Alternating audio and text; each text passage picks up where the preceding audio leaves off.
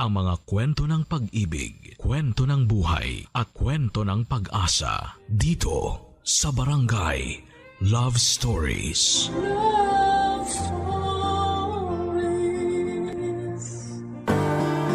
May mga tao sa nakaraan na kahit gaano na katagal ay hindi pa rin natin sila magawang kalimutan. May mga taong nagturo sa atin kung paano sumaya at maging maligaya.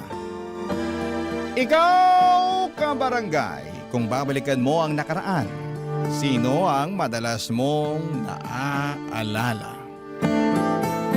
Dear Papa Dudut, ako nga pala si Bebeng, 35 years old at netong nakaraan lang ay umuwi kami ng pinsang kong si Alicia sa probinsya. Matagal na rin po noong huli kaming dumalaw sa probinsya.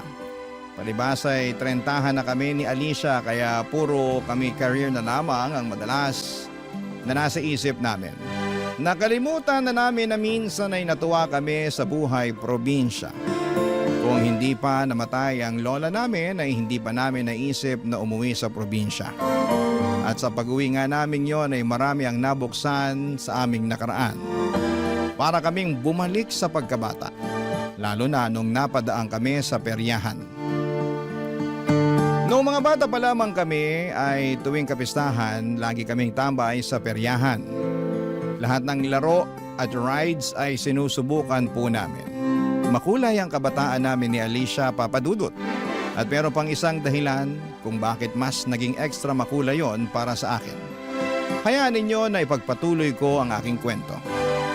Malalaman ninyo kung bakit naging mas makulay ang mundo ko noong 15 anyos pa lamang ako.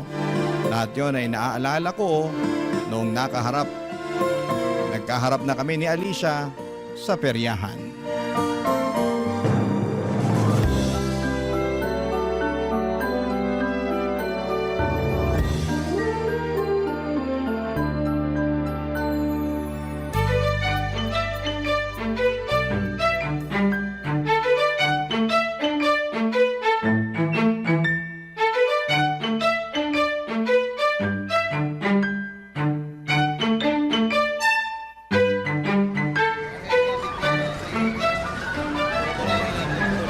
Bebeng! Buti na lang at dumaan tayo rito sa peryahan. Ay, nakahinga rin kahit papano sa burol ni Lola. Oo nga. Kapagod yung mga hingi ng biskwit at kape. Utos sila ng utos na ipagtimpla sila ng kape at abutan ng biskwit. Ano bang akala nila sa burol ni Lola? Coffee shop? Hayaan mo na. Nasanay lang din siguro ang mga yun na pinagsisilbihan sila ni Lola kapag dumadalaw sa bahay. Alam mo naman si Lola, masyadong mabait. Eh di magpatimpla sila kay Lola ng kape. Gisingin nila sa kabaong. Huwag sa atin ano. Ikaw talaga. Lagot ka kapag narinig ka ng kaluluwa ni Lola. Sige ka. Uy, Bebeng! Tingnan mo, may tsubibo. Tara, sakay tayo! Wala namang tsubibo ah. Ferris wheel lang meron. Eh di ba ang Tagalog ng Ferris wheel eh tsubibo? Loka, hindi ka na naman nakinig sa Filipino teacher mo. Ang Tagalog ng Ferris wheel, ruweda. Eh ano yung tsubibo? Merry-go-round.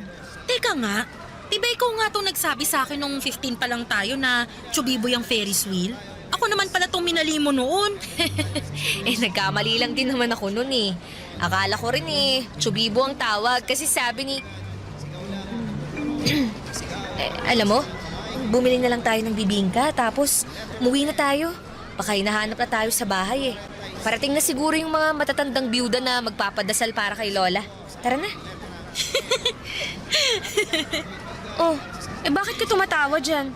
Naalala ko na kung sino yung nagsabi sa'yo na tsubibo ang Tagalog ng Ferris wheel. Walang ganon. Ewan ko sa'yo. Kung hindi tayo bibili ng bibingka, umuwi na tayo. Tara na. Si Ronnie! Tama, si Ronnie! Ronnie? Sino yun? Uy, gano'n na ba kadaling kalimutan yung puppy love mo? Ay nako, Alicia. Namula ka bigla. Guilty ka ba kasi dininay mo na si Ronnie ang puppy love mo? Ang tagal na nun, Alicia. 15 anyos pa lang tayo nun. Alam ko namang matagal na yun. Pero gusto ko lang malaman kung naaalala mo pa rin siya hanggang ngayon. Ay, ngayon lang ulit. Ngayon ko lang ulit siya naalala. Hi, Ronnie. Kamusta na kaya siya, no?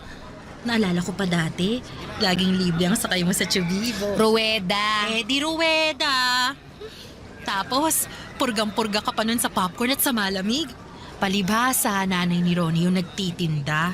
Kaya lagi kang libre. Uy, naalala mo pa yung hilaw mong biyanan? Alam mo, ikaw? Ay, nako. Nakakamiss maging 15. Oo nga no? Kung hindi pa namatay si Lola, hindi pa natin maaalala ang puppy love mong si Ronnie. Ay, kamusta na kaya siya? Balikan natin ang nakaraan ko kabarangay. Noong mga bata pa lamang kami ni Alicia Papadudut ay palagi na kaming umuwi tuwing summer sa aming probinsya. Natataon yon ng buwan ng Abril at sakto pa sa piyesta sa aming lugar. Yun lagi ang nilulook forward ni Alicia. Marami kasing dayo tuwing piyesta sa amin. Maraming nakikilalang bagong mga kaibigan at crush. Marami ring mga tiyangge at meron ding peryahan. Hindi ako masyado sa mga ganito. Tanging si Alicia lang, mahiyain kasi ako at mas gusto kong kasama si Lola sa bahay habang nanonood ng TV o kaya ay nagpapakain ng mga manok at bibe sa bakuran namin. Pero noong summer vacation namin yon, may nangyaring kakaiba. Bigla kong nagustuhan ang mga dayo. Bigla akong natuwa sa mga tiyangge at lalong-lalo na sa peryahan. Noong summer vacation na yon ay nagkaroon ako ng crush na nauwi sa puppy love. Hindi ko makakalimutan yon, Papa Dudut. Tanda ko pa. Sa unang araw ng pag-uwi namin ng probinsya ay sinalubong kami ng lola namin. Ang lapad ng ngiti niya habang suot ang bagong biling duster niya. Ngayon kapag binabalikan ko ang ala-alang ito, naghahalo ang tamis at sakit. Bigla kong na-miss si Lola at ang mga ala-ala niya.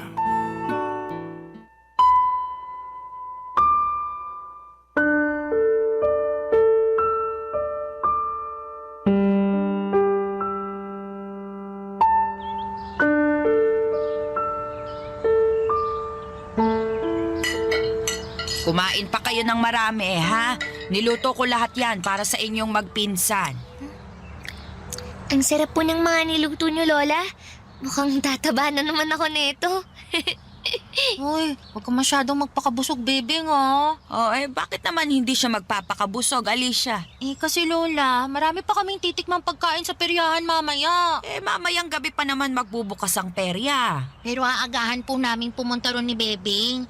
Kasi nakatambay na po ron mamaya yung mga kaibigan namin eh. Hindi ako sasama sa'yo, Alicia. Dito lang ako sa bahay. Sasamahan ko si Lola. Uy, di ba napag-usapan na natin kanina na pupunta tayo sa peryahan? Nagbago na kasi isip ko eh. Tutulungan ko na lang si Lola na magluto ng bilo-bilo mamaya. Bebeng, apo, sumama ka na lang mamaya kay Alicia sa peryahan. Oh, narinig mo yun, Bebeng? Inuutusan ka na ni Lola na sumama sa akin sa peryahan, oh. Kaya huwag ka na masyado kumain ng marami ngayon. Para makarami tayo ng barbecue tsaka cotton candy mamaya. Pero Lola, ayoko pong pumunta sa peryahan. Dito na lang po ko. Tutulungan ko na lang kayo sa bilo-bilo. Tutulong na rin akong magkulong ng mga manok tsaka bibe pag umabi na. Kaya kong magluto ng bilo-bilo ng mag-isa. At kaya ko ring habulin ng mga manok at bibe para ikulong mamaya. Kaya sumama ka na lang kay Alicia sa peryahan. Sayang naman ang bakasyon mo kung puro gawaing bahay lang ang atupagin mo. Ayoko po kasi sa peryahan eh. Ang daming tao. Nagsisiksikan pa. Ang ingay din, lalo na yung mga tugtog sa bingguhan. Pero masaya. Kung kaya lang ng tuhod ko, baka sumama pa ako sa inyo. Naku, huwag ka nang sumama, Lola. Baka pagalitan mo na naman yung mga kaibigan kong babae. Sisitahin mo na naman yung mga suot nilang shorts. Paano hindi ko sisitahin? Halos makita na ang singit sa iksi ng shorts nila. Hoy, Alicia, ikaw ha? Wag na wag kang magsusuot ng ganun kay iksing shorts. Pero Lola, yung kasi ang uso ngayon eh. Wala akong pakialam kung uso yon. Hindi ako natutuwa sa ganung kasuotan. Gayahin mo tong si Bebeng. Maayos manamit. Paano maayos manamit parang manang? Kulang na nga lang, hiramin niya yung duster niyo, Loli. Sobra ka naman, Alicia. Kaya samahan mo na si Alicia mamaya sa peryahan, Bebeng. Ikaw na lang itong maaasahan kong magbabantay dyan sa pinsan mo. baka bumili pa yan sa Tiangge ng may iksing shorts. Isumbong mo sa akin. Opo, Lola. Wow, isusumbong mo talaga ako, pinsan. Parang wala tayong pinagsamahan na. Ano ba talagang gusto mo? Eh di ba sabi mo, sumama ako sa'yo sa peryahan? Ito na oh, sasama na ako sa'yo mamaya. Pero babantayan kita kasi yun ang utos ng maganda nating Lola. Alam mo, sip-sip ka. Hindi ka iba-bless ni Lord sa ganyang ugali, ah. Uy, magsuot ka ng duster mamaya. Pahiramin ba kita? Lola, mas maganda ata kung tutulungan ka na lang ni Bebeng na gumawa ng bilo-bilo. Sama mo na rin siya sa prayer meeting niyo. Sasama siya sa'yo sa peryahan. Hayaan mong mag-enjoy din si Bebeng. Hindi ako mag-i-enjoy sa peryahan, Lola. Pupunta lang ako para bantayan si Alicia. Tapos, uuwi na rin kami. Huwag ka magsalita ng patapos. Mamaya, ikaw pa itong mas mag-enjoy kaysa sa akin. Baka may makilala ka sa peryahan. Ay, tama! Maraming poging dayo mamaya, Lola. Naku, magkakaroon na ng crush si Bebeng sa wakas. Alicia! Alicia, tumigil ka na. Namumula na ang mukha ni Bebeng, oh. Sige ka, baka talunin pa niya ang sundalo sa higpit ng pagbabantay sa'yo. Halos hindi nawala ang pagkapula ng mukha ko dahil sa panunukso ni Alicia sa akin. Ayaw na ayaw ko kasing tinutokso ako sa mga crush na yan. Sabi ko nga sa inyo ay mahihain ako at hindi masyadong nakikisalamuha sa mga tao. Si Alicia nga lang ang madalas kong nakakasama. Siya lang din ang tinuturing kong kaibigan. Lagi akong sinasabihan ni Lola noon na lumabas-labas ako ng bahay para makipaglaro at sumamang gumala sa mga bata sa aming probinsya pero ayaw ko talaga. Para akong matanda na gusto na lamang laging nasa bahay. Naglilinis o nanonood lang ng TV. Sabi nga ni Alicia, para na raw akong manang. Mas gusto ko pang araw magpakain ng mga manok kesa mag-enjoy sa plaza. Kaya naman para mapagbigyan siya at mapatunayan na hindi ako manang, sumama ako ng sapilitan sa kanya sa peryahan. At hindi ko inakala na magbabago ang buhay ko sa unang tungtong ko sa peryahan namin sa plaza. Hindi ko po inakala na sa peryahan ko makikilala ang puppy love ko. Barangay Love Stories. Barangay Love Stories. Pagkatapos naming mananghalian, tinulungan namin si Lola sa pagpapakain sa mga manok at bibe. Namiss ko yon. Kung pwede lang mag-cancel sa plano namin ni Alicia na pumunta sa peryahan para mas makasama ko ang mga manok at bibe ay ginawa ko na sana. Pero kasi si Lola ay gusto rin niyang masulit ko ang piyesta sa amin. Sa totoo lang ay lagi akong takot sumubok ng mga bago. Mas gusto ko yung nakasanayan ko na. Hindi ako sanay sa perya kaya lagi akong atrasado pagdating doon. Habang hinihintay nga naming gumabi ay panayang dasal ko na sana ay umulan. Para hindi na kami matuloy pa sa perya, papadudot. Kaya lang imposible yan noon dahil tagaraw at maganda ang kalangitan. Walang pagbabadya ng ulan kaya nung dumilim na, gumayak na kaming magpinsan para pumunta na sa perya. Sumabay kami sa mga dalagang kapitbahay namin. Pinasuyo kami ni Lola sa kanila. Sa kanila na lang din daw kami sasabay pa uwi. Hindi raw kami masusundo ni Lola sa peryahan dahil may inaabangan daw itong harana sa radyo.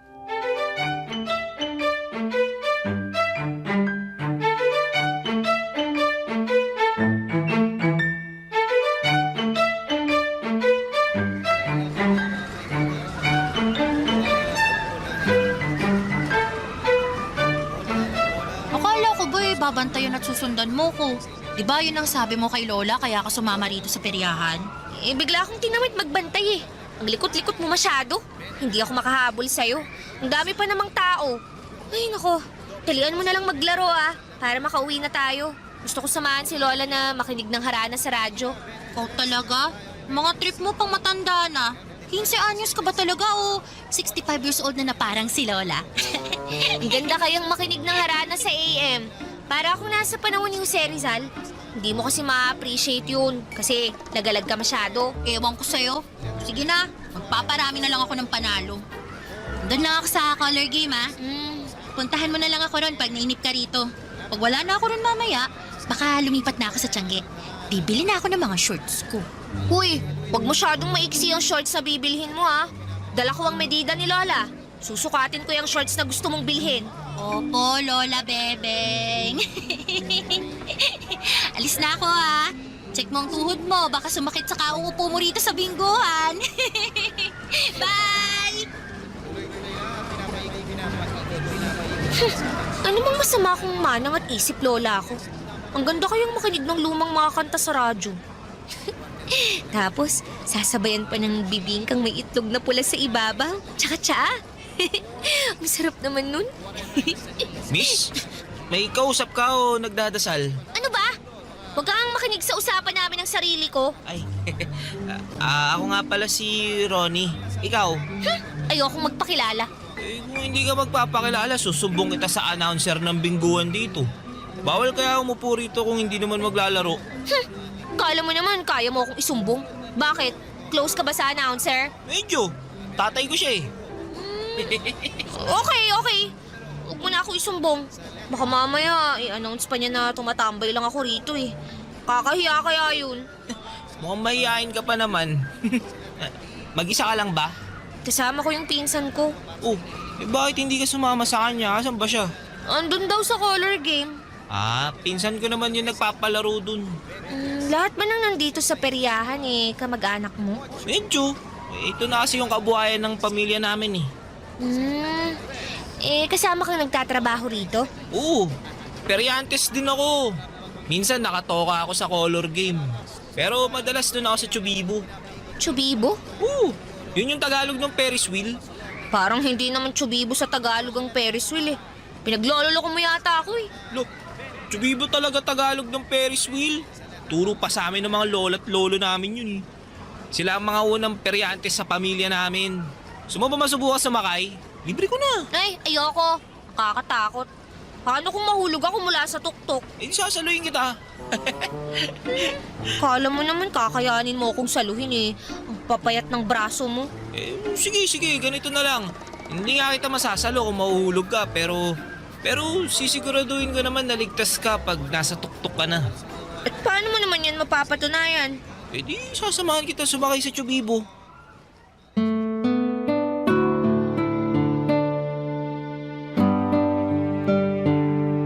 Papadudo, tiningnan ko mula sa malayo ang Ferris wheel. Kahit sa malayo ay rinig ko ang sigawan ng mga taong nakasakay doon. Sigawan na hindi naman takot pero nag-i-enjoy.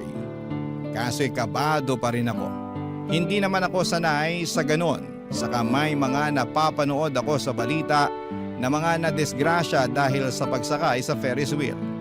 Kaya lang nang mapatingin ako kay Ronnie, ewan ko ba kung bakit bigla na lamang akong umoo. Hinawakan niya ang kamay ko papunta sa Ferris wheel. Sabay kaming sumakay. Kabado ako noon, lalo na noong umikot na paitaas ang Ferris wheel. Nakapikit lamang ako pero sabi ni Ronnie ay kailangan kong imulat ang mga mata ko. Dahil sinasayang ko ang pagkakataon na nasa area ko at nakikita ang mga ilaw sa ibaba ng peryahan. Tama nga siya, Papa Dudut. Pagmulat ko ay kitang-kita ko ang ganda ng peryahan mula sa itaas.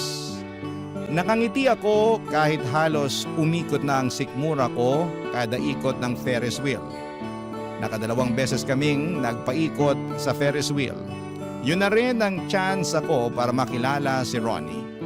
Kaedad ko lamang siya, nagkwento na rin ako sa kanya tungkol sa sarili ko. At hindi ko maiwasang mapangiti at mamula sa tuwing nakatitig siya sa akin. Kabado rin talaga, hindi lang dahil sa ikot ng Ferris wheel, kundi sa pakiramdam na nagkaka-crush na ako. Yun ang unang beses na nagkagusto ako.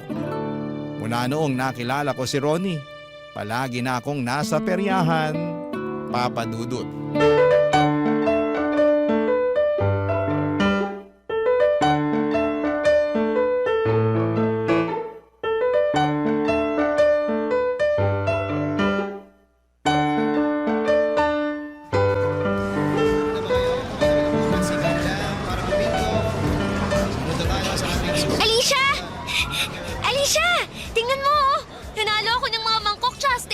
piraso sa ruleta. Pa naman yan, Bebeng. Dami mo namang dala niyan pag uwi. Nagmumukha ng tiyanggi yung bahay natin ah. Puro na lang plato, mangkok, baso at pitsi lang napapanalunan mo. Nanalo rin ako sa color game ah. Tingnan mo, nanalo ako ng 50 pesos. May pangsakay na tayo sa Chubibo. Chubibo? Ferris wheel. Chubibo raw sa Tagalog yun. Huh? Parang di naman. Kanino mo naman nalaman yan? Basta, nadinig ko lang dyan sa tabi-tabi. O ano na, uupo ka lang ba rito sa bingguhan? Ayaw mo bang tumaya pa rin sa card game? Color game? Subukan mo kaya ulit sa ruleta. Baka manalo ka kahit extension cord lang. Yoko na. Kanina pa ako ikot ng ikot dito sa peryahan. Umuwi na tayo, baka hinahanap na tayo ni Loli. Biyernes naman ngayon eh. Tulog na si Lola, sigurado yun. Maaga pa siyang pupunta sa kapilya bukas eh. Kaya sulitin na natin ha. Tara na, maglaro pa tayo. Ano ba, Bebeng? Gabi-gabi na lang tayo andito sa peryahan. Sawa na ako. Pare-parehas lang naman yung mga laro tsaka naglalaro. Uy, pangit yata ng araw mo ngayon ah. Di mo siguro nakita crush mo si Philip, no? Ilang gabi na. Ay, nagkabulutong tubig daw siya sabi nung tropa niya. Nakakainis naman oh. Ilang gabi na akong nakalip gloss at shorts dito pero wala pa rin kwentang pagpapaganda ko kasi wala siya. Hayaan mo na yun. Kapag natuyo na yung bulutong niya, makikita mo na ulit siya. O, tara na. Gusto mong sumakay sa Chubibo? Libre ko. Alam mo, nagtataka na ako sa'yo ah. Dati naman takot na takot kang sumakay dyan sa Ferris wheel na yan. Ayaw mo nga kahit hawakan lang yung bakal eh. Sabi mo kasi puro kalawang, baka matetano ka. Kasi... Ay, Bebeng! Pinsan ko nga pala si Alicia. Alicia, si Ronnie. Siya yung tagabantay ng Chubibo. Hi Alicia! Kaya naman pala. Kaya naman pala ano? Wala naman. Sasakay na ba ako sa Chubibo ngayon? Oo! Gusto mo ba sumama? Libre ko. Ay, hindi na. Parang uuwi na nga ata ako eh. Kasi feeling ko magkakabulutong tubig ako ngayon. Kaya huwag na kayong dumikit sa akin ha. Baka mahawaan ko pa kayo. Enjoy, lovebirds! Handa ka mamaya pag uwi natin sa bahay. Kwento mo sa akin kung magkikis kayo sa tuktok ng Chubibo ha. Ronnie, ikaw nang bahala sa pinsan ko to ha. Huwag mo nga hayaang mahulog. O kaya, kung sakaling mahulog, saluhin mo na lang ha. Alis na ako! Alicia! Sure ka ba Alicia? Ayaw mo talaga sumama? Wag na. Baka makaistorbo pa ako sa inyo eh. Pakihatid mo na lang si Bebeng mamaya pagkatapos nyo ha. Ay, Ronnie, Ano yun? sana masalo mo si Bebeng kapag nahulog siya sa'yo. Ang ibig kong sabihin sa Chubibo. Hindi pa man din siya nahuhulog. Nakasalo na ako. Namula ang buong mukha ko sa pasimpleng panunukso ni Alicia sa amin ni Ronnie. Yun ang unang beses na nakilala nito si Ronnie. Pagkaalis ni Alicia ay tumakbo na kami sa Ferris wheel. Hindi na namin kailangang pumila kasi ang pinsan naman ni Ronnie ang nagbantay ng Ferris wheel ng mga oras na yon. Andun pa rin ang takot ko sa pagsakay sa Ferris wheel pero hindi ko yon pinaparamdam kay Ronnie. Saka kahit papaano kapag si Ronnie ang katabi ko sa Ferris wheel ay nababawasan ang takot. Pero andun ang kabog sa dibdib ko. Yung kabog ng dibdib na hindi dahil sa kaba kundi dahil masaya ka. Naranasan niyo na ba yon? Masaya talaga ako na kasama si Ronnie kahit saan niya gustong pumunta. Kahit ano pa man ang gusto niyang gawin, gusto ko siyang kasama. Game ako sa lahat. Pati ang pagkain nga ng adobong dagang bukid ay ginawa ko na rin. Takot ba naman ako sa daga? Pero dahil si Ronnie ang nag-alok, inisip ko na lang na manok yon. Ganon ba talaga ang nagagawa ng pag-ibig? Andun ang takot sa puso pero gagawin mo pa rin, Papa Dudut. Barangay Love Stories. Barangay Love Stories. Sa mga sumunod na araw ay nagpatuloy ako sa pagpunta sa perya para makasama si Ronnie. Pagkatapos ko pa nga lang kumain sa tanghali ay nagmamadali na ako mag-ayos para pumunta na sa perya. Lagi akong naka-lip gloss na napanalunan ko pa sa roleta. Nag-try na rin ako magsuot ng shorts na pinahiram sa akin ni Alicia. Hindi naman yun nakikita ni Lola dahil Pinapatungan ko yon ng mahabang palda at saka na lamang huhubarin kapag nasa peryahan na ako. Pag nasa peryahan na ako bandang tanghali, madalas lamang kaming nakatambay at nagmemeryenda ng Betamax at isaw na benta ng hipag ni Ronnie. Kilala na ako ng pamilya ni Ronnie. Nakakasama ko na nga silang magmeryenda tuwing hapon bago magsimula ang pagbubukas ng peryahan. At habang nakasara ang perya ay sinusulit naman namin yon ni Ronnie para makapag-date. Madalas ay doon kami sa Ferris wheel. Pinapayagan kaming sumakay doon pero hindi iikot. Andun lang kami madalas sa tuktok habang tinatanaw mula sa itaas ang buong peryahan. Tanaw din namin ang kabukiran. Napakasaya ng moment na yon, Papa Dudut. Parang wala na akong hahanapin pa.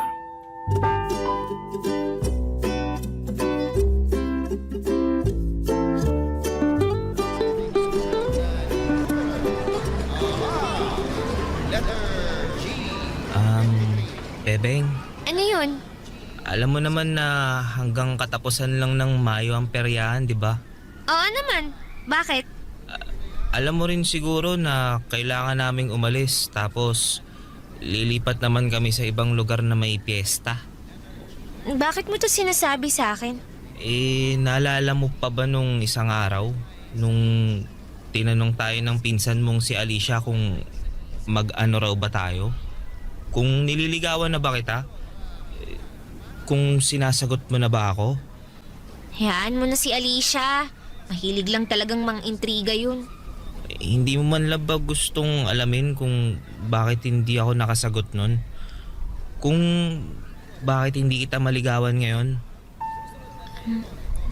Hindi ko alam ang isasagot sa tanong mo. Di ako na lang ang magsasabi sa'yo para wala nang gulatan. Mahirap ang buhay peryantes, Bebeng. Palipat-lipat kami. Kung saan may piyesta, doon kami nakatira. Tapos, aalis na naman kapag may nag-imbita sa amin. Walang permanente sa buhay namin bilang mga peryantes. Bakit mo ba sinasabi yan? Para hindi ka na masaktan kung sakali man na balang araw, hindi na kami makabalik dito sa lugar nyo. Kapag ibang peryahan naman ang maimbitahan dito sa susunod na taon, hindi na kami yun. Pwede naman tayong mag-textan na lang eh. Sabi mo naman, makakabili ka na ng cellphone sa katapusan, di ba? Yun na nga. Hindi na matutuloy yung pagbili ko ng cellphone kasi hiniram ni tatay yung ipon ko eh. Malaki kasi yung nalugi dun sa bingguhan tsaka sa color game nung Sabado. Kaya yung ipon ko muna yung ginamit para pandagdag sa puhunan. Ganun ba? Sigurado namang makakabili ka pa rin ng cellphone kahit mumurahin lang, di ba? Ayaw lang kitang paasahin, Bebeng. Kasi wala talagang kasiguruhan to eh. Baka magkalabuan lang din tayo kapag hindi na tayo nakakapag-usap o kaya nakakapagkita. Bakit kasi ganyan agad ang iniisip mo? Bakit ayaw mong subukan munang sumugal? Para saan pat nagtatrabaho ka sa peryahan eh. Puro sugal dito. Natatakot lang ako. Natatakot? Baka nakakalimutan mo, Ronnie. Sa ating dalawa, ako lagi yung takot. Pero anong ginawa ko? Hinarap ko yung takot ko. Kumain ako ng adobong palaka. Sumakay ako ng Ferris wheel. Hindi ako nagsisi na ginawa ko yun. Kasi kung nagpadala ako sa takot, hindi ko makikita kung gaano kaganda ang paligid ngayong andito ako sa itaas kasama mo. Hindi kasi ganun kasimple, Bebeng. Simple lang naman talaga to. Nagiging komplikado lang. Kasi lagi kang takot.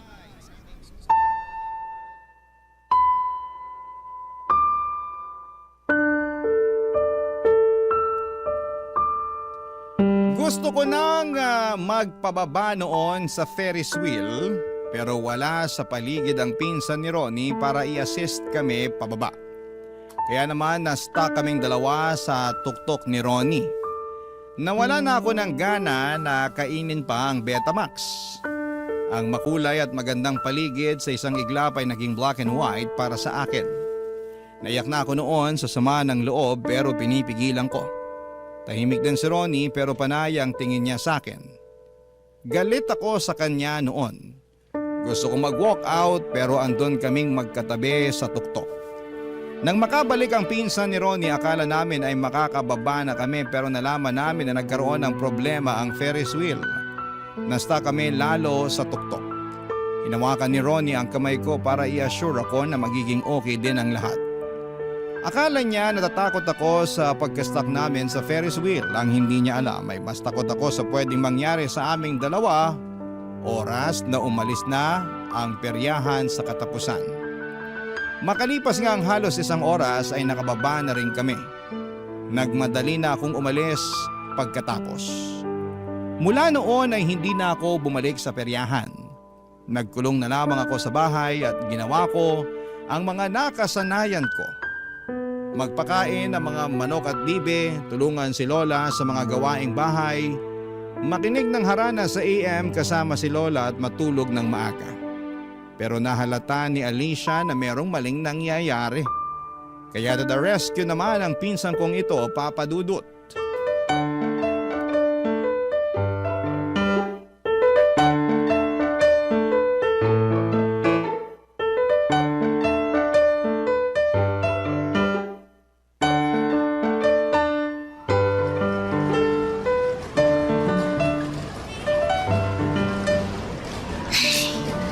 Hindi ko siguro to nakwento sa'yo.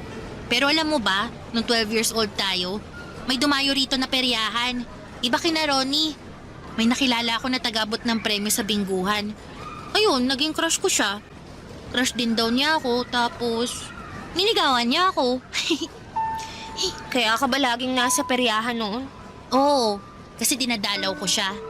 Uy, hindi to alam ni Lola kaya mo ko susumbong. E di, ayun, gustong gusto ko siya, bebeng. Alam mo, naubos lahat ng ipon ko para makatambay kasama siya sa peryahan. Kaya lang, isang araw, kailangan na nilang umalis. Nintay niya ako buong araw sa peryahan, sabi nung isang friend ko. Pero hindi ako sumipot. Ayoko kasing magpaalam sa kanya eh. Kasi kapag umalis siya, sigurado namang tapos na rin kami. Hindi ka nakipagkita sa kanya. Nung nahimasmasan ako, ayun, tumakbo ako agad sa peryahan. Pero wala na sila. Kahit tolda, wala nang naiwan. Iyak ako ng iyak noon kasi nagsisisi ako eh. Di man lang ako nakapagpaalam sa kanya. Di ko man lang nasabi yung feelings ko para sa kanya. Kaya sorry kung kinukulit kita lagi na umuwi tayo tuwing piyesta rito sa probinsya. Kasi umaasa ako na sila ulit yung hahawak ng peryahan. Kaya lang wala na eh. Hindi ko na siya nakita ulit. Hindi na siya bumalik. Kasi si Ronnie na ang pumalit. Kaya sana, huwag kang magaya sa akin. Gets ko naman na mga bata pa kayo at pwede rin hindi naman kayo ni Ronnie ang magkatuluyan. Pero sana masabi mo pa rin yung nararamdaman mo sa kanya. Para kapag dalaga ka na, kapag binalikan mo na tong alaala niyo ni Ronnie, hindi ka magsisisi. Kasi may ginawa ka hanggang sa huli. Wala naman talaga tayong pupuntahang lamay, no? Wala. Pero paglalamayan ng puso mo kapag umalis si Ronnie nang hindi ka nagpapaalam. Ay, ayun siya oh. Palapit na rito. Bebeng! Ronnie, may sasabihin daw sa'yo tong pinsan ko. Maiwan ko muna kayo Kailangan mo na magandang alaala ng puppy love. Hahanapin mo yun pag nagdalaga ka. Kaya mo yan. Alis na ako! Akala ko hindi ka na babalik dito sa peryahan. Pinilit lang ako ni Alicia. Kung hindi ka niya pinilit, hindi ka talaga pupunta? Hindi ko alam. Bebeng, namiss kita. Namiss din kita, Ronnie. Alam mo, Bebeng, nakapag-isip-isip na ako. Liligawan kita. Binalik na sa akin ni tatay yung hiniram niyang pera eh. Makakabili na ako ng cellphone para magtawagan tayo palagi. Paano kung sa susunod na taon, hindi na kayo yung peryahan na makuha? Paano tayo makakapagkita? Ipagdadasal ko na kami palagi yung kukunin ng lugar niyo. O kaya pipilitin ko si tatay na makipagkaibigan dyan sa mga taga-barangay hall para kami lagi yung kunin. Kahit dagdagan pa namin yung bayad sa kanila kada gabi. Hindi mo na kailangan gawin yun, Ronnie. Pero paano tayo? Mas practical na hanggang dito na lang tayo. babalik ako sa Maynila para mag-aral. Ikaw naman, babiyahe na ulit para sa susunod na piyesta na dadayuhin nyo. Tulad pa rin tayo ng dati, nung hindi pa tayo magkakilala. Pero gusto kita, Bebeng. Gusto ko tayo. Gusto ko rin naman. Kaya lang bata pa tayo. Tsaka naisip ko, komplikado yung sitwasyon natin. Baka palagi lang tayong mag-away. Masira pa yung trabaho mo, tapos yung pag-aaral ko. Tapos mauwi lang tayo sa wala. Sayang naman kung ganun. Gusto kong maging masaya ang kwento natin, kahit hindi na matutuloy. Ano na lang gagawin natin? Aalis na kami mamaya. Sulitin natin tong araw na magkasama. Kain tayo ng Betamax tsaka isaw. Dagdagan natin ng bibingka para panghimagas. Libre ko. Tsaka sasakay tayo ng Chubibo. Wow. Tinanggap mo ng Chubibo ang Tagalog ng Ferris wheel ah. Sabi mo Kaya maniniwala ako. Kaya lang, may nakausap akong teacher dito eh. Sabi niya, hindi daw Chubibo ang Tagalog ng Ferris wheel. Ruweda daw pala. Sabi ko hindi talaga Chubibo yun. O di ba? Huling araw natin magkasama pero may natututunan pa rin tayong iba. Ang saya. Masaya talaga, masayang balikan ang alaala ng kabataan. Lalo na noong unang beses kang kinilig. Kahit sabihing hindi pa hinog na pag-ibig yon ay ayos lang. Inosente po ang puppy love. At sana lahat ng nakikinig sa inyo ngayon ay naaalala kung gaano katamis ang inosenteng pag-ibig. Sa huling mga oras na magkasama kami ay pinili naming manatili ulit sa tuktok habang sakay ng Ferris wheel. Hindi kami malungkot ni Ronnie dahil pinangako namin na masaya ang pagtatapos ng huling pagkikita namin. Nagkwentuhan kami tungkol sa mga pangarap namin, sa mga sekreto at sinabi namin sa isa't isa ang mga bagay na hindi namin magawang sabihin sa iba. Kaya naman napaka-espesyal ng kwento namin ni Ronnie. Bago kami ibaba mula sa Ferris wheel ay hinalikan ako ni Ronnie sa pisngi. Tumitig siya sa akin at sinabing ipagdadasal niya na sana ay hindi ko siya makalimutan. Mukhang umepekto ang dasal niya dahil ngayon pa lang ay naaalala ko ang bawat detalye ng mukha niya at bawat alaala na nabuo naming dalawa. Kumusta na kaya siya? Sana ayos lamang siya. At ako naman ang magdadasal. Sana ay maalala niya ako. Kahit sino pa ang kasama niya at kahit saan pa sila dalhin ng peryahan nila. Maraming salamat po sa pagbasa ng aking kwento, ang inyong kapuso at kabarangay forever, Bebeng. Nakakaantig naman talaga ang ating kwento. Ikaw ba, kabarangay? Nakarelate ka ba sa story natin ngayon? Kwentuhan naman tayo dito sa comment section.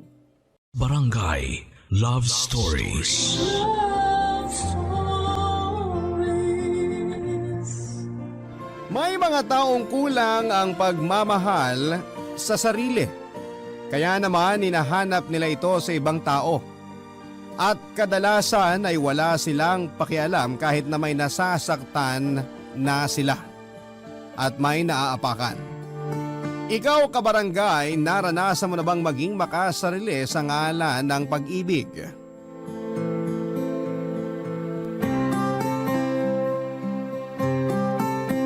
Dear Papa Dudut, uunahan ko na po kayo.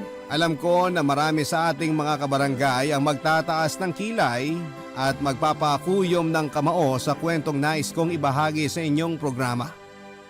Pero naglakas loob pa rin po akong sumulat upang sa ganon ay maging halimbawa ako na kahit punong-puno na ng pagmamahal mula sa pamilya at mga kaibigan ng isang tao ay hindi pa rin po ito nakokontento.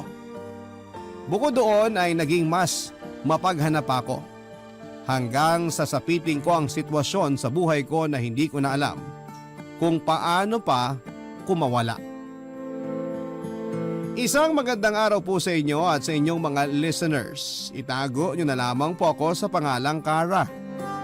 34 years old at may mataas na posisyon sa isang pribadong kumpanya dito sa Maynila. Kagalang-galang at respetado ako sa mata ng ibang tao. Pero may tinatago po akong sikreto. Sa kabila ng magandang estado ko sa buhay at trabaho at kahit na marami ang nagmamahal sa akin ay hindi ko pa rin maramdamang buo ako, Papa Dudut. Palagi ko pa rin hinahanap ang pag-ibig na ito sa ibang tao hanggang sa natagpuan ko nga ito kay Jeffrey.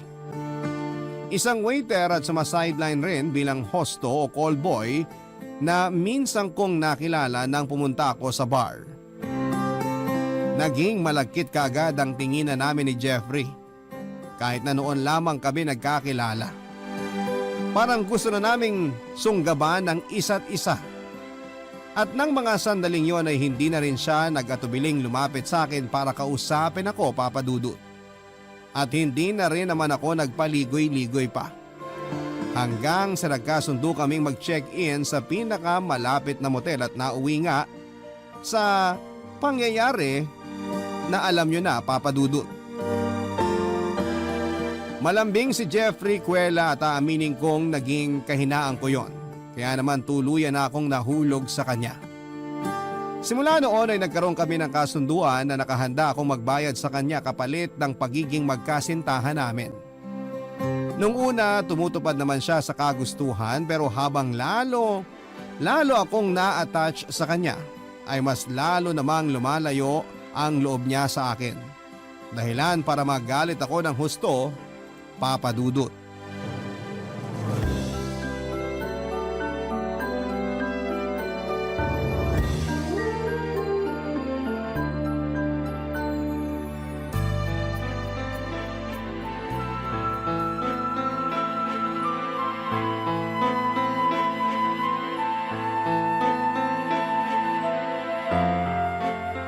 Jeffrey, pwede ba tayong mag-usap? Ikaw na naman? Ano bang ginagawa mo rito? At saka hindi mo ba nakikita may trabaho ko? Diyan pa kami ngayon. Huwag kang istorbo. Anong storbo?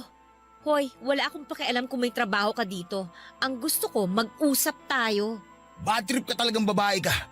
Ano bang gusto mong pag-usapan natin? Marami, Jeffrey. Bakit mo ba ako iniiwasan? Bakit hindi mo na sinasagot ang mga text, chat at tawag ko? May problema ba tayo? Nagkukulang na ba ako sa binabayad ko sa'yo? Sabihin mo, dadagdagan ko! Pwede ba, Cara? Wala na akong pakialam kung lakihan mo ang binabayad mo sa akin. Dahil ang gusto ko lang, lumayo na sa'yo. Naaalibad-bara na ako sa pagmumukha mo. Ayoko nang umaali-aligid ka at lumalapit sa akin. Tarantado ka pala eh! Ay! Ano ba? Itigil mo yan, gago ka! May kasunduan tayo, nakalimutan mo na ba? Wala na akong pakialam sa sinasabi mong kasunduan. Sa wala naman tayong pinirmahang kontrata, kasulatan o dokumento na nagpapatunay sa kasunduan sinasabi mo. Ang ibig sabihin, pwede mapawalang bisa yon kung kailan ko gustuhin. At ngayon na yon. Kaya please lang, lumayas ka sa harap ko. Hindi mo ako pwedeng itapon na lang basta-basta dahil malaki na ang puhunan ko sa'yo, hayop ka! Aba, kita mo tong baliw na to. Anong puhunan yung sinasabi mo? Ah, yun bang mga material na bagay na iniregalo mo sa akin na tinutukoy mo? Hoy, para sabihin ko sa'yo, kusa mo yung binigay sa akin, di ba? Ano, bobo lang? Hulyanin ka na? Kahit kailan, hindi ko yun hiningi sa'yo. Kaya wala kang karapatang isumbat sa mukha ko ang tungkol sa mga bagay na yun. Ganyan ka na ba talaga kadesperada magpapansin sa akin? Ano magagawa ko? Yun ang naisip kong parang para kausapin mo ako. Jeffrey, kung hindi naman problema ang pera, bakit parang nagbago ng pakikitungo mo sa akin? Nasaan na yung dating Jeffrey na malambing? Pwede ba? Huwag mo nga akong dramahan. Nakakasuya ang pagmumukha mo. Para sabihin ko sa'yo, hindi talaga ako malambing. Ikaw lang naman ang gusto maglambing ako sa'yo, buwisit ka. Sige na, marami pa akong gagawin. Huwag mo akong talikuran, hindi pa tayo tapos mag-usap. Wala na tayong dapat pag-usapan pa. Hindi mo ba naiintindihan? Akala ko pa naman matalino ka, pero utak tingga ka rin pala. Ayoko na sa pera mo dahil ayoko na sa'yo. Hindi mo ako pwedeng itapon na lang ng parang basura matapos ang lahat ng namagitan sa atin. Walang kahit na anong namamagitan sa atin. Ilusyon mo lang yun. Pero gusto na kita! Ano ka mo? Nahulog na ako sa'yo, Jeffrey! Gusto ko nang tutuhanin ang lahat ng meron tayo. Please, bigyan mo sana ako ng pagkakataon para patunayan sa'yo kung gaano kita kamahal. Parang awa mo na, Jeffrey. Alam mo, para ang tanga. Lumuwag na ba talaga yung tornilyo mo sa utak? Para maisip na mahuhulog din ako sa tulad mo? Sinasabi ko na sa'yo na hindi yun mangyayari. Kaya huwag ka nang umasa pa na magiging tayo. Ilusyonada! Ang gusto ko, umalis ka na sa buhay ko. Dahil kung hindi, baka may kalagyan kang lintik ka. Papadudot daig ko pa ang inapaka noon ang pagkatao ng 1,000 ulit matapos manggaling sa bibig mismo ni Jeffrey na hindi niya matatanggap ang pag-ibig ko sa kanya. Doon ako nakaramdam ng labis na pagka-insecure lalo pat hindi yun ang unang beses na merong tumanggi sa akin, Papadudot. Hindi naman po sa pagbubuhat ng sariling bangko pero may ibubuga naman ako kung ganda lamang din ang labanan. Kaya bakit sawi pa rin ako at iniiwan? Akala ko dahil napapaligaya ko si Jeffrey sa kama ay mas madali na sa kanya na mahalin ako katulad ng nararamdaman ko noon pero nagkamali pala ako. Dahil sa nangyari ay nagsimula na akong iwasan at layuan ni Jeffrey. At kahit na isampal ko pa sa mukha niya, ang perang kaya kong ibayad sa serbisyo niya ay wala na rin yung epekto sa kanya. Dahil mas nanaig kay Jeffrey ang pagkairita niya sa akin. Kung ituring nga niya ako ay parang meron akong nakakahawang sakit, Papadudot. Akala ko kaya ko nang tuluyang kalimutan ang katulad ni Jeffrey, Papadudot. Kaso kapag nakikita ko kung gaano siya kasaya sa mga bago niyang kliyente, ay hindi ko mapigilan ang sarili ko na magselos at masuklam. Sa huli ay wala rin naman ako nagawa. Ayoko nang kawawain na sa kanya ang sarili ko dahil kung ayaw niya sa akin ay kawalan niya yon. Kaya nga kahit masakit at malungkot ay tiniis ko yung pakiramdam at umarting hindi nasasaktan. Nang mga panahon na yon ay nagbalik sa alaala ko ang kauna-unahang lalaki na minahal ko ng gusto. Ngunit tulad ni Jeffrey ay hindi rin napa sa akin.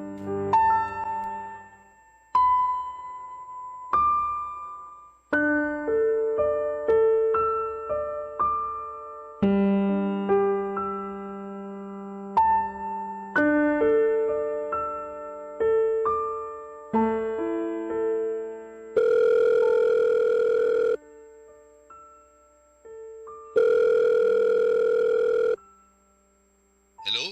Sino to? Hi, Mond. Kara? Oh, napatawag ka. Nagpalit ka na pala ng number. Paano hindi ako magpapalit? Binlock mo na yata ako dun sa dati. Pero mabuti na lang dahil may paraan pa rin ako para makontak ka. Ay, ilang beses ko bang dapat sabihin sa'yo na wag mo na akong tatawagan? Paano kung malaman ng ate mo na nag-uusap tayo? Ano na lang ang iisipin nun? Huwag mo masyadong alalahanin si Ate Tanya. Hindi naman madaling maghinala yun. Tingnan mo, hanggang ngayon wala pa rin siyang kaalam-alam na dati tayong magkarelasyon bago siya umiksena sa buhay natin. Matagal na yun, Kara. At tapos na rin naman tayo. Ang ate Tanya mo na ang mahal ko. May anak na nga kami, di ba? Ganon-ganon na lang ba yun? Porke nabuntis mo ang ate ko, basta mo na lang ako iiwanan sa ere o itatapo na parang basura? Sobrang sama mo naman, Raymond. Akala ko ba ayos lang sa'yo? Di ba nga, sabi mo sa akin nun, hindi mo na ako mahal? Madalas na tayo nag-aaway. Nasusuya na ako. Kaya ka ba naghanap ng iba? At ang galing mo naman dahil ate ko pa talaga ang napili mo, no? Ganyan ka na ba talaga kasamang tao? Alam mo, hindi kita maintindihan. Kung umasta ka, akala mo may nagawa akong malaking kasalanan sa'yo. Samantalang kung iisipin, sukang-suka na tayo nun sa isa't isa. Anong magagawa ko kung si Tanya ang nandyan para damayan ako? Sige nga, sabihin mo nga. Di sana umiwas ka na lang, kaso hindi eh. Nagawa mo pang patulan ng ate ko at ang masahol doon, binuntis mo pa siya. Napakawalang niya mo rin ano? Gusto mo pa talagang ipamukha sa akin kung gaano ka kasaya samantalang ako nagdurusa? Ikaw ang pumili ng pagdurusang yan, Kara. Wag na wag mong isisi sa akin kung bakit hanggang ngayon miserable ka pa rin. Saka kasalanan mo rin yan. Masyado kasing mataas ang tingin mo sa sarili mo. Kaya palagi ka na lang iniiwan ng mga lalaking nakakarelasyon mo. Ano bang gusto mong palabasin? Na ikaw na lang palaging magaling? Kung inaakala mo na susunod sa lahat ng gusto mo ang magiging karelasyon mo, pues, diyan ka nagkakamali. Ayaw na ayaw naming mga lalaki yung may nagdidikta sa amin. Kaya siguro hindi nag-workout yung relasyon natin nun dahil sa pagkakontrolling mo. Huwag mong isisi sa akin kung ganito ako. Ano magagawa ko kung ganyan lang kayo?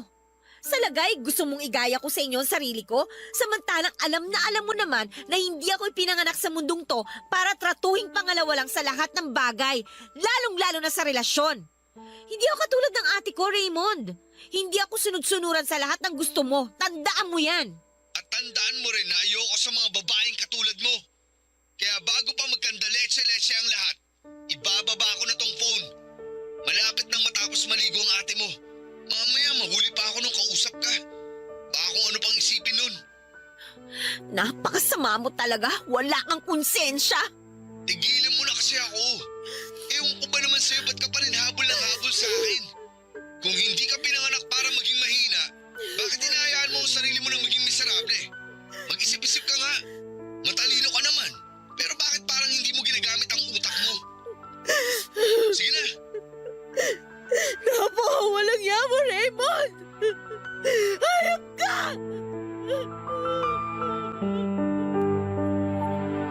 Papadudot karelasyon ko noon si Raymond bago sila nagkakilala ng ate Tanya ko. Nakilala ko siya pagka-graduate ko ng college at may sa ilang taon na rin ang relasyon namin nang nag-umpisa kaming magkalabuan.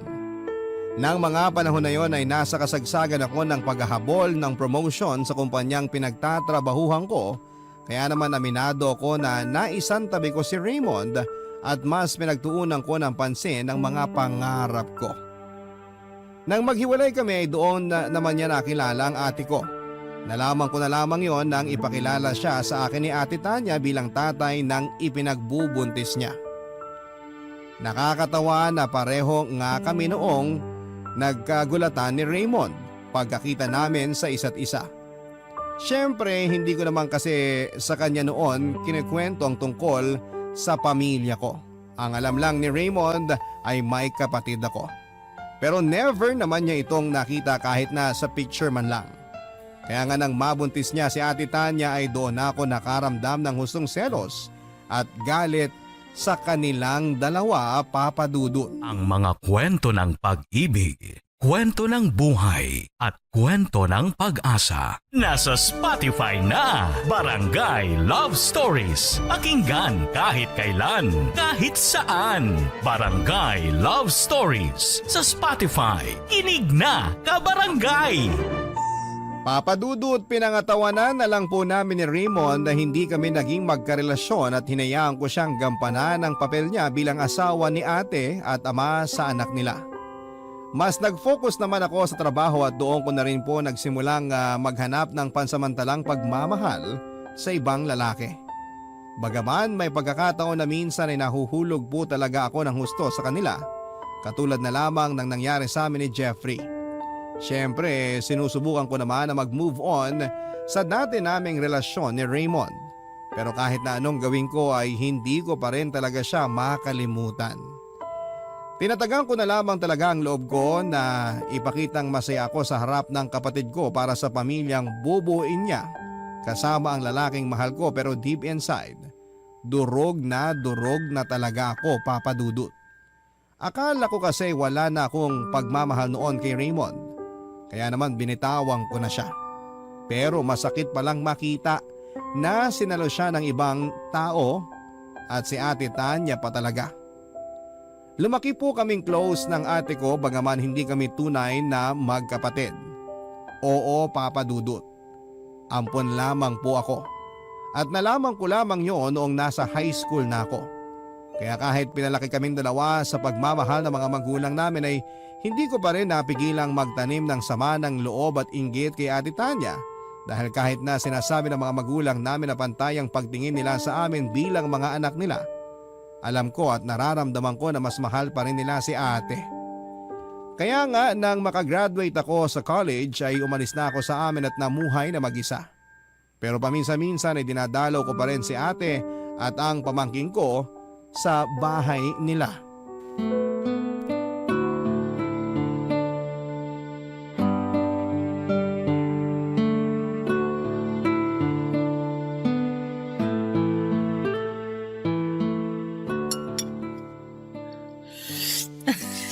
Oh, dahan-dahan.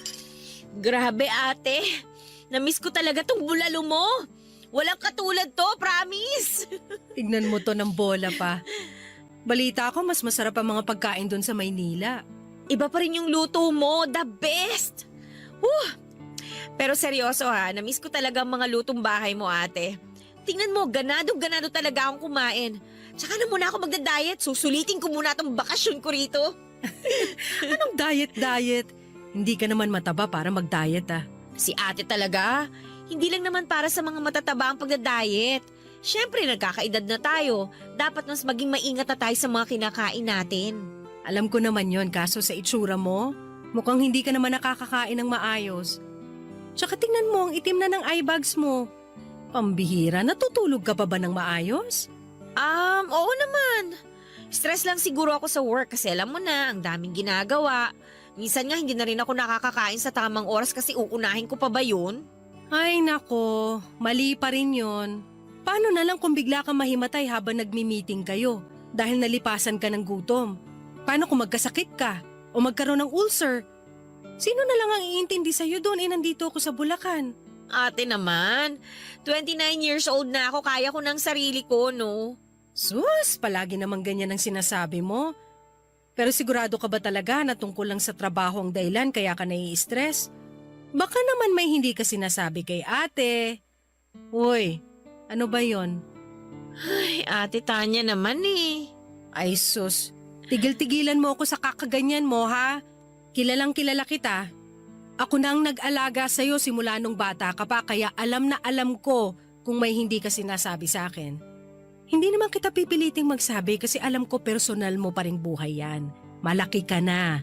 Pero kung kailangan mo ng maiiyakan o makakausap sa kung anumang niyang pinagdadaanan mo, nandito lang naman ang ate. Oh, hala. Kasasabi ko lang, ano bang problema kasi? Tungkol ba to sa lalaki? Ganun na nga ate. Iniwang ka na naman katulad ng dati. Oo. At hindi ko pa rin maintindihan kung bakit paulit-ulit nila akong sinasaktan. Maganda naman ako, mabait, matalino, mapera din naman. Kaya ano pa bang hinahanap nila na hindi nila makita sa akin? Ay, alam mo, hindi naman kasi ganun ang pag-ibig. Hindi porke gusto mo ang isang tao, magugustuhan ka na rin niya. May prosesong pinagdaraanan ng bawat relasyon. At kung sa huli hindi pa rin kayo pareho ng nararamdaman, hindi mo pwedeng ipilit na maging kayo. Kahit nag-aano mo pa kamahal ang isang tao, kailangan mo siyang palayain para hindi na kayo parehong masaktan. Nasasabi mo lang yan kasi successful ang relationship niyo ni Kuya Raymond. At meron kang maayos na pamilya. Samantalang ako, kahit halos nasa akin na lahat, wala pa rin nagmamahal. Uy, ano bang sinasabi mong wala nagmamahal sa'yo samantalang nandito kaming pamilya mo? Kara, mahal ka namin. Tsaka yung sa amin ng Kuya Raymond mo, hindi rin naman perpekto yun. Marami rin pinagdadaanan ng relasyon namin. May mga pagkakataon na nag-aaway rin kami pero sinisiguro namin nagkakabati rin kami kaagad. Kahit na, naiinggit pa rin ako sa inyo ni Kuya Raymond kasi masaya na kayo sa buhay ninyo. Alam mo, hindi ka dapat mainggit sa amin dahil darating din yung lalaking magmamahal sa'yo ng totoo. Yun bang hindi ka naiiwan, sasaktan o pagmumukhaing tanga? Aray naman, sakit naman nun. Makatanga ka naman ate, grabe. On point ba? Sorry na. Pero seryoso, huwag ka lang mawala ng pag-asa. Sa ngayon, enjoyin mo na muna yung pagiging single mo katulad ng pag-e-enjoy mo sa mga putahing luto ko. Mabuti pa nga. Palagi sa akin sinasabi ng ate ko na masaya siya dahil naging kapatid niya ako. na maswerte raw siya dahil hindi siya naging mag-isa habang lumalaki. Noong una akala ko ay totoo ang mga sinasabi niya hanggang sa isang beses ay narinig ko ang pag-uusap nila ng mga kaibigan niya sa phone tungkol sa akin at kung paano siya naiinis sa mga magulang namin dahil inampon pa nila ako. Na kung paano siya naiirita sa tuwing nagkukunwari siyang mabait at mabuting kapatid sa harapan ko kahit na ang totoo ay ayaw naman talaga niya sa akin. Simula ng araw na yon ay kinamuhian ko na siya pero hindi ko yon pinapahalata lalo na kapag nasa harap kami ng mga magulang namin. Pinangangatawanan ko ang pagpapanggap na masaya pa rin ako sa pamilyang umampon sa akin hanggang sa nakagraduate na ako sa college. Simula noon ay pilit ko na silang kinalimutan. Tawagin niyo na po kung walang utang na loob pero mahirap sabihin na meron kang pamilya kung hindi naman pala totoo ang pagmamahal na ipinapakita nila sa iyo.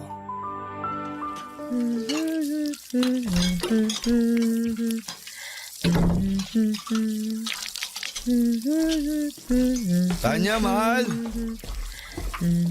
Kara, anong ginagawa mo rito? Bakit? Nagulat ka ba? Hindi mo inaasahan ang pagbisita ko? Alam ba to ng ate mo? Siyempre. Sa katunayan, siya pa nga nag-imbita sa akin. Namimiss na raw kasi ako ng anak niyo, kaya ayun. Siya nga pala, nandito rin ako nung isang araw kaso ikaw naman yung wala. Sayang, hindi tayo nagkita. Halika nga rito. Huwag mo akong hawakan! Buwisit ka! Ikaw ang buwisit! Gusto mo ba talaga makita tayo ng ate mo na may ginagawang kung ano? Huwag kang nga parang tanga dyan. Wala si ate. May biniling rekado dun sa tindahan. Tsaka ano naman ang gagawin natin na kinatatakutan mong makita ng kapatid ko? Ay, buwisit ka talagang babae ka. Itiwan mo ako! Aray, ano ba? Makatulak naman. Parang hindi ka nasarapan ah. Aminin mo, hindi mo namiss ang halik ko? Ano bang pinagsasabi mo? Kunwari ka pa pero halata naman sa'yo na nasarapan ka. Sigurado ka bang nasasatisfy ka ng kapatid ko sa kama? O baka naman binibitin ka niya? Kilala ko yun eh. Mahina ang resistensya nun. Hindi nga nakakatakbo ng malayo yun tuwing may palaro sa school namin dati. Bakit mo ba ginagawa to? Bakit mo ba kami ginugulo? Hindi ka ba masaya para sa amin ng ate mo? At gusto mo pa talagang sirain ang pamilya namin? Ganyan ka na ba talaga kadesperada? Kilabutan ka nga. Ako? Kikilabutan? Hoy, sandali nga ah. Ako ba talagang dapat kilabutan dito? Samantalang sa ating dalawa, ikaw tong mukhang nakukulangan sa ate ko. San mo na naman nakuha yung hinala mo na yan? Nakita ko yung cellphone mo. Naiwan mo raw, sabi ni Ate Tanya. Kaya ayun, pinakialaman ko muna pag alis niya. Hindi mo naman sinabi. Hindi ka pa pala nagpapalit ng password? Nabuksan ko tuloy yung cellphone mo. At ang dami kong nakita. Kung sino-sinong babayang chinachat mo at puro kalaswaan ang pinag-uusapan ninyo. Swerte mo lang hindi makalikot si Ate Tanya kaya hindi nabubuking ang kagaguhan mo. Pero mukhang malapit na niyang malaman dahil sasabihin ko...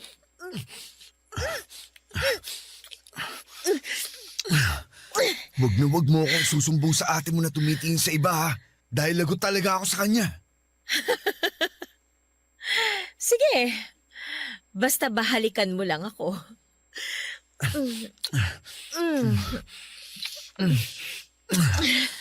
Grabe, hindi ko akalain na namiss ko ang mga halik mo, Kara.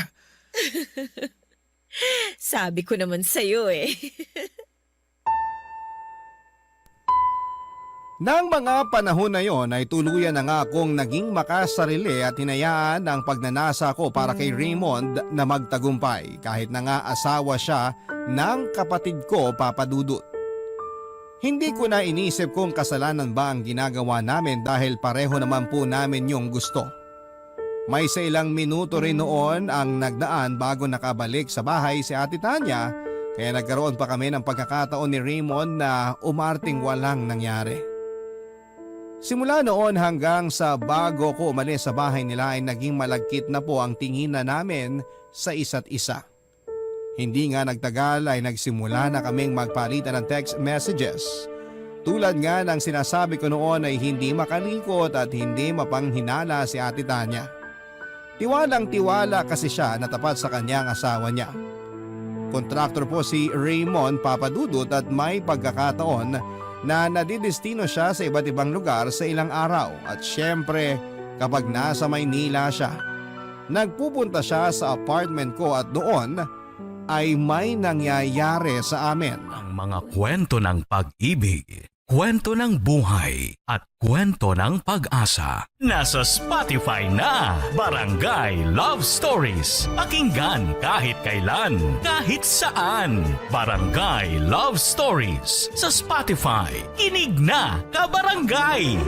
Tinigilan ni Raymond ang pagkikita namin ng lihim. At kahit lantarang pagtataksil na ang ginagawa namin ay wala kaming pakialam. Nang mga panahon na yon ay tiwalang-tiwala sa kanya ang Ate Tanya ko kaya kahit na anong gawin niyang palusot o dahilan ay pinaniniwalaan siya nito. Aaminin ko na nakukonsensya rin po ako dahil trinataydor ko ang kapatid ko pero kapag naaalala ko na hindi naman niya talaga ako noon totoong tinuring na kadugo, katulad ng madalas niyang sabihin sa akin ay mabilis ko ring nasasaway ang sarili ko. Pinipigilan ko po ang sarili ko na mahulog pang lalo kay Raymond dahil alam ko naman sa sarili ko na hindi na niya ako magugustuhan. Ako lang naman po itong nagpupumilit na magkabalikan kami at sa sobrang pagkadesperada ko ay nagawa ko siyang akitin. Akala ko ay sapat na yon para iwanan niya ang mag-ina niya at mag-umpisa ng panibagong buhay na kasama ko. Katulad ng dati. Kaso nagkamali po ako, Papa Dudut. At mukhang sa hindi ko na mabilang na pagkakataon ay nasaktan na naman ako, mga kapuso.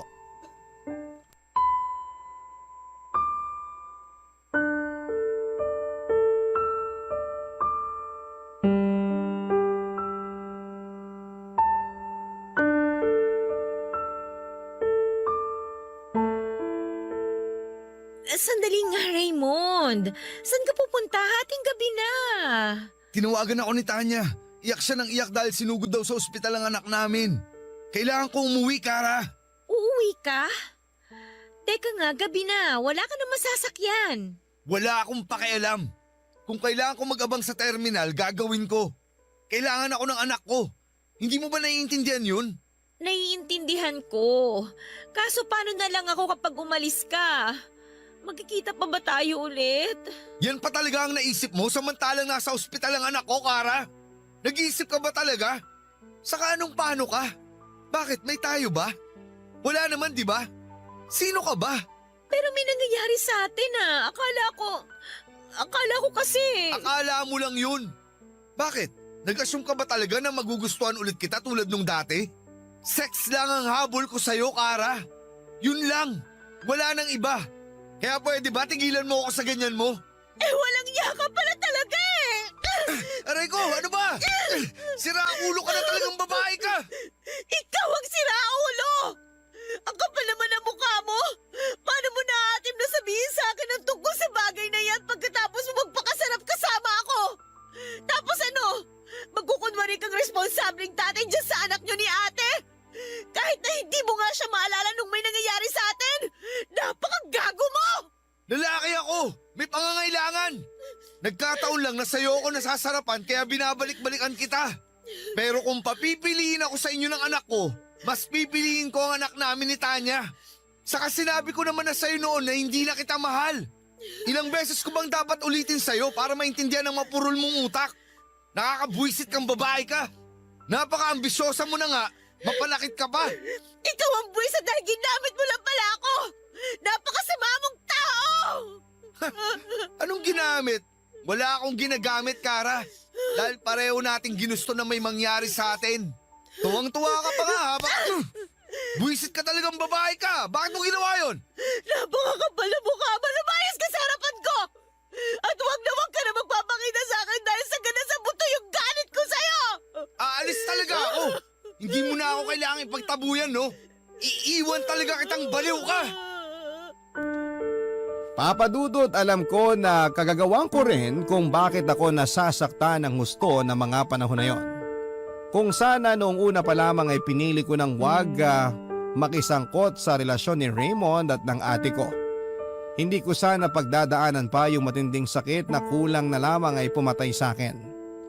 Nagalit po ako lalo na kay Raymond.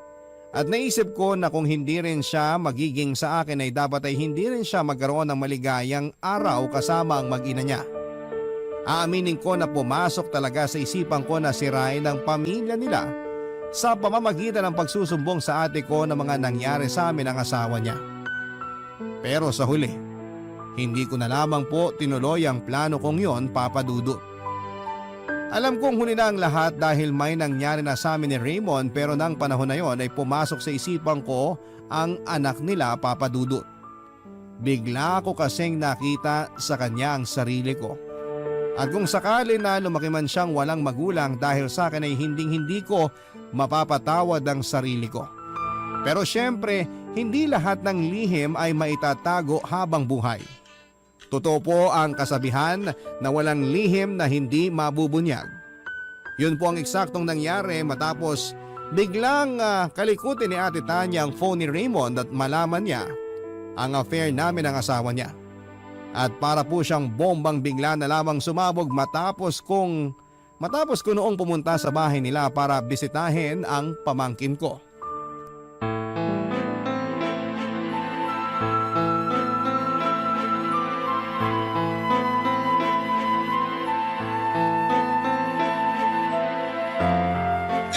Napakawalang yamang babae ka! Alam mo ka mo na magpakita sa amin! Ate, bakit mo ako sinasabunutan? Tinatanong mo pa talaga? Eh kung tutuusin, kulang pa nga yung pananabunot ko sa'yo, malantiga! Ate, ano ba? Ako! Ano ba pinagsasasabi mo? Nagpunta ako rito para bisitahin yung anak mo. Talaga lang ha? Ano ko ba talaga? O ang asawa ko? Ano bang ingay yan? Natutulog ang bata! Kara, anong ginagawa mo rito? Nakalimutan mo na ba na pamangkin ko ang anak mo? Siyempre, nagpunta ako rito para dalawin siya. Ano ba namang klaseng tanong yan, Raymond? Wala akong pakialam kung anong rason mo. Hindi ka na sana nagpunta pa rito. O tapos na ba kayo mag-reunion? Pwede na ba ako magsalita? Kasi sa pagkakaalam ko, tayong dalawa karang nag-uusap dito. Ate, hindi mo ako kinakausap. Sinasaktan mo ako! At anong gusto mong gawin ko? Yakapin ka? Maging masaya sa pagdating mo katulad nung dati? Aba, sira ulo na ako nung kusakali kasi ano ka? Sinaswerte? Hoy, babae! Alam ko nang ginagago niyo ako ni Raymond! Hindi ka makapagsalita kasi totoo! Parang niya ka talaga? Huh? Aray! Uy, ano ba? Ate, Tumigil na kayo! Nagawa ka lang, nasasaktan ako. Ano ba? Dapat lang yan sa'yo! Kasi napakalandi mo! Tama na sabi! Hawakan ng didiri ako sa'yo! Hinintay ko lang talaga na pumunta si Kara dito bago ako pamutok ng ganito, Raymond! Hindi porke inamin mo sa akin na wala kang nararamdaman sa kapatid ko at ako at ang anak natin ang mahal mo. Ligtas ka na sa kasalanan yung dalawa! Napakasama nyo! Bakit nyo ito nagawa sa akin? Wala akong kasalanan dito, Tanya! Inakit ako ni Kara! Siya ang unang umalik sa akin! Binlockmail niya ako na magsusumbong sa'yo! Natakot lang naman ako na masira ang pamilya natin! Kaya kahit labag sa loob ko, pumayag ako sa gusto niyang mangyari! Hindi ko naman alam na magtutuloy-tuloy yun eh! Aray! Hoy Kara! Namumuro ka ng hayop ka ha! Wala akong pakialam! Ang kapal ng pagbumuka mong idiin ako sa kasalanan, pareho naman nating ginawa! Napakagago mo, Raymond! Di ba? Sinabi ko na sa'yo na lubayin mo kami ng mag-ina ko. Pinagtabuyan na nga kita sa buhay namin, pero balik ka pa rin ng balik. Para kang kabute, sulpot ka ng sulpot. Bakit ba hindi ka na lang mawala? Ate Tanya, huwag ka maniwala sa hudas na yan! Ako ang paniwalaan mo dahil kapatid mo ko, di ba? Hindi kita kapatid! Wala akong kapatid ng ahas at mang-aagaw!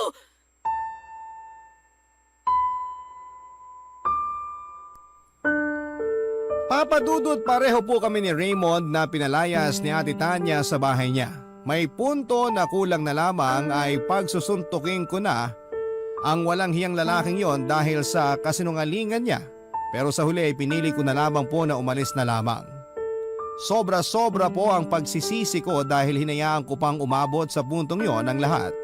Lalo na kung sa una pa lamang ay iniwasan ko nang tumikim ng kasalanan. Papadudot at mga kabarangay, alam ko na marami sa atin na mga nakikinig ngayon na magsasabi na deserve ko ang nangyari sa akin ito. At oo, yun din po ang nasa isipan ko ng mga panahon na yon.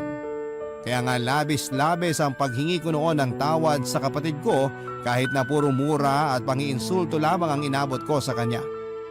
Bukod doon ay lumuhod din ako at nagmakaawa sa mga magulang namin dahil nga sa mga nangyari.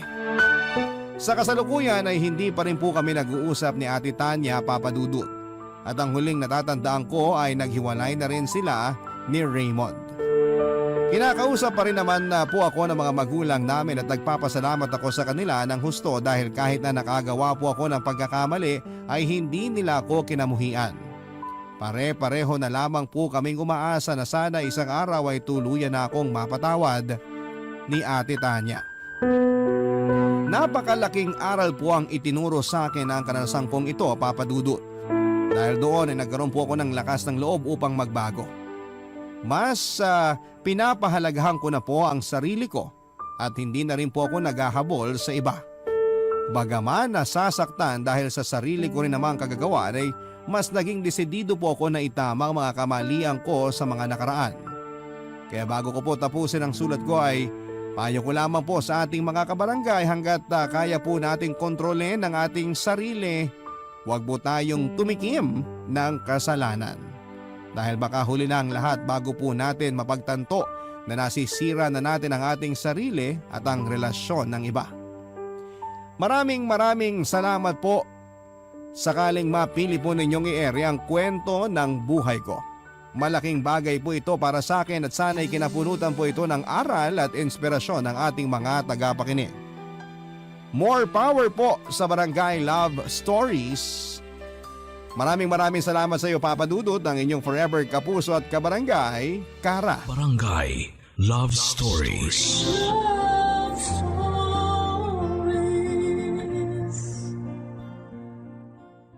Barangay LS 97.1. 97.1. Number 1. Forever.